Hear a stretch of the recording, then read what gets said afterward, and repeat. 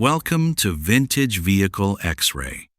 Why the Saab 9200 felt so different from every other car begins with a shape that seemed to ignore fashion and follow its own map. It did not look like a German sedan, an American coupe, or a Japanese hatchback. It looked like a Saab, and that meant something. The nose was long and purposeful. The glass wrapped around like a cockpit. The hatchback shape promised usefulness, but the stance promised character. Even before you learned anything technical, the car gave off a strange confidence. It was practical, but not ordinary. Intelligent, but not cold. It looked as if it had been designed by people who cared more about making sense than making noise. That is why the 9200 still lingers in memory. It felt like a car from a parallel road, built for drivers who wanted something personal, thoughtful, and quietly stubborn. What made the Saab 9200 important was not simply that it was different. It was that Saab managed to turn difference into loyalty. The model was introduced on the 12th of May, 1978, for the 1979 model year, and it grew out of the Saab 99, rather than arriving as a clean-sheet imitation of larger rivals. That mattered. Saab was not trying to become a smaller Mercedes or a Swedish BMW. It was trying to remain Saab while reaching more people. The result was a car that could be ordered as a 3-door, 5-door, 2-door sedan, 4-door sedan, and later a convertible.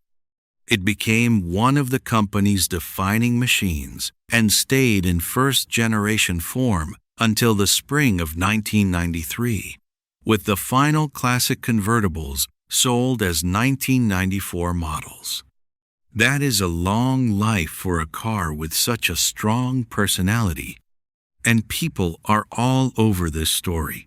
Saab engineers in Sweden were shaped by aviation thinking, winter roads, and the habit of solving problems in unusual ways.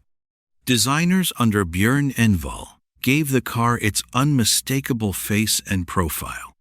Workers in Trollhättan, Arlöv, Malmö, and later Finland built it in steady numbers for buyers who often became devoted owners rather than casual customers. Professionals bought them. Families loaded them for holidays. Sales representatives crossed whole countries in them. Careful owners stayed loyal to them. Mechanics came to know their odd layout and learned that strange did not always mean fragile. And then there were the owners themselves, the sort of people who liked explaining why their key was on the floor, why the hatchback was more useful than a sedan, and why this Swedish car made more sense to them than anything more fashionable. The design is one of the great reasons the 9200 felt so distinctive. The windshield curved around the cabin in a way that made visibility feel generous and the whole upper body feel airy. The roof line swept cleanly back into the rear, especially on the 3-door hatch, which became the shape most people remember first. The hood was long because the car needed it, not because Saab wanted a grand gesture. The front end had that famous forward-leaning look, almost like the car was braced against bad weather.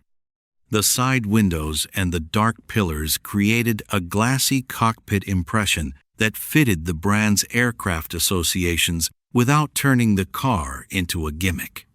Even the clamshell hood, opening forward and wrapping over the fenders, told you this was a car designed by people who did not think like everyone else. The 9200 looked sensible, but it never looked timid. The manufacturing philosophy behind it makes the car even more interesting. Saab built the 9200 around the ideas that had already shaped the 99: front-wheel drive for traction, strong crash protection, practical body styles, and cabin ergonomics that favored the driver in difficult weather and long-distance travel. Production began in Trollhättan, and over time, assembly also took place in Arlöv, Malmö, and at Valmet in Finland. The platform was old in some ways, but Saab kept refining it rather than throwing it away. That says a lot about the company's values. Saab was less interested in chasing annual fashion than in improving what it already understood. The body structure was stout. The seats were famous for comfort. The hatchback packaging gave owners real utility. The controls were arranged for clarity rather than drama. In simple terms, Saab built the 9200 as a durable, everyday tool for difficult climates and thoughtful drivers. That is a very Swedish kind of luxury. There is also a clear historic moment that helps explain why the car mattered. Saab introduced turbocharging to its road cars in the late 1970s, and when the 9-100 turbo followed, it helped turn forced induction from a specialist idea into something drivers could live with every day.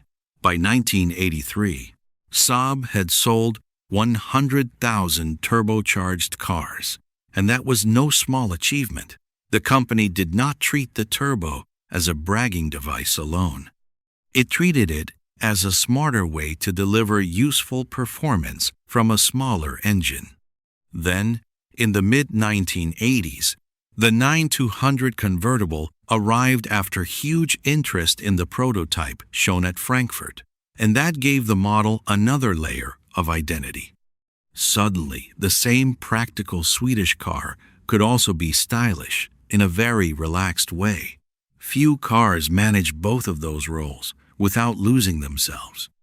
In daily use, the 9-100 built trust because it made ordinary life easier. The hatchback could swallow luggage, boxes, coats, and shopping in a way many stylish cars simply could not. Haggerty notes that the boot in the hatch version offered more than 600 liters of space, which helps explain why owners kept using these cars as true everyday companions rather than weekend ornaments. On wet roads and winter roads, front-wheel drive gave reassuring traction. On long journeys, the seats earned their reputation for support and comfort. Around town, the shape was compact enough to place easily, yet the car never felt flimsy. It could be the family car, the commuter car, the company car, or the quietly quick car for someone who did not want the usual badge. The Saab 9-100 did not ask owners to build their lives around it. It slid into life and improved it. Inside, the car may have felt even more individual than it did from the outside. The dashboard had a cockpit-like clarity without turning theatrical. The ignition key sat between the seats, partly for safety and partly because Saab liked doing sensible things its own way. On manual cars, the gearbox had to be placed in reverse before the key could be removed, turning a small daily action into part of the car's identity.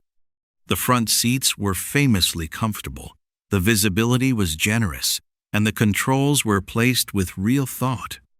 In better-equipped versions, leather, a quality stereo, air conditioning, and richer trim gave the car an unexpectedly warm atmosphere. But even in simpler forms, the cabin felt intelligent. It was not trying to impress you with glitter. It was trying to make you feel secure, awake, and ready for a long day in bad weather or good. The specifications also help tell the story, though they should be kept in human terms. The classic Saab 9-100 used a front-engine, front-wheel drive layout, but the engine sat longitudinally and canted over at an angle, with the gearbox tucked underneath in a very unusual arrangement. Early cars offered naturally aspirated and turbocharged versions of Saab's 2-liter 4-cylinder engine, and over time, the range widened with more power and more sophistication. The body styles included 2-door and 4-door sedans, 3-door and 5-door hatchbacks, and eventually the convertible. That variety mattered because it let the 9-100 reach different kinds of owners without losing its core identity. Whether you wanted a practical commuter, a family hatchback, or a stylish turbocharged Grand Tour, Saab could give you a version that still felt unmistakably like the same car. Compared with its rivals, the 9-100 always seemed to come from a different school. A BMW 3 Series could feel more eager and more obviously sporty. A Volvo 240 felt square, sturdy, and wonderfully honest. An Audi from the same broad era offered its own kind of technical confidence. But the Saab sat apart from all of them. It mixed hatchback practicality with executive car seriousness. It blended winter-minded usefulness with real performance in turbo form. It gave owners a sense of belonging to a slightly private club. That difference mattered emotionally. People who bought a Saab 900 often sound less like they selected a product and more like they entered into an understanding. They liked the shape, yes, but they also liked what the shape said about them. The car was individual without becoming showy, and that balance is very hard to achieve. It also mattered culturally, because the Saab became a kind of badge for people who wanted independence without flash. In university towns, design offices, newspaper parking lots, and snowy suburbs, it signaled a mind. The car suggested that its owner valued ideas, safety, and durability more than status theater. Few cars create that kind of identity. The 9-100 did, and it did it without ever becoming common in spirit, even when sales proved it was far from truly rare. The engine story can stay short because the wider car matters more. In simple terms, Saab's 4-cylinder engines gave the 9-100 a character that matched the rest of the machine. The naturally aspirated versions were steady and durable, while the turbo models brought that famous swell of mid-range power that made the car feel clever rather than brutal. Saab's automatic performance control, introduced in 1982, helped the turbo engine adapt to different fuel grades and made the whole idea safer and more practical for ordinary owners. That was very Saab. Even excitement had to make sense.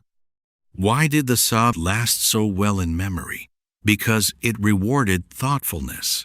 It was strong, practical, comfortable, and full of details that owners noticed over time rather than all at once. It survived because people used it properly and grew attached to it properly. The classic also lasted because Saab kept refining it instead of chasing fashion. Production of the classic version totaled 908,817 units, including 48,888 convertibles. That is a remarkable number for a car so proudly individual. It means the 900 was never just a cult object. It was a real success, lived with by real families, and remembered by them long after newer cars had come and gone. Here is one fact that says almost everything. When Saab finally ended classic 9-200 production in the spring of 1993, the convertible stayed alive a little longer, and the last examples were sold as 1994 models. That small extension tells you how much affection the car had built. Saab did not just have a model on its hands. It had a loyal following.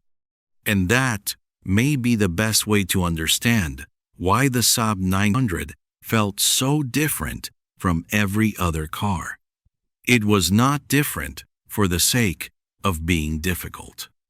It was different because Saab believed a car should protect you, support you, carry your life, and still give you a little private satisfaction every time you approached it in a parking lot.